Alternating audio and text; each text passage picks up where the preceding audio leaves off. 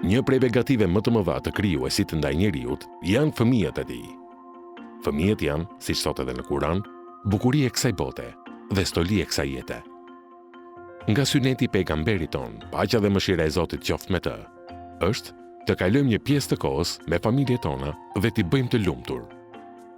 Një ditë, Mbesa e pa mjekrën e gjyshit të saj dhe duke e lëmuar me dorën e saj të njomi tha: "Gjysh, pse ke këto qime të bardha në mjekër?"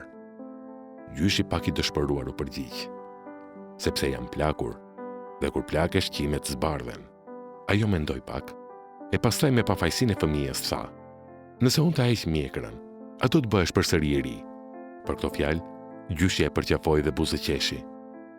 Vëllezër dhe motra, luani me fëmijët tuaj, përkushtojuni, tregojini se i doni, edukojini me mësimet e krijuesit, motivoni të bëhen të ditur, të ndershëm dhe fisnik, edukoni fëmijët të ndriçojnë këtë botë, që në botën tjetër të jeni faqebardh. Zoti na i bëft fëmijët e ditur dhe të begatë.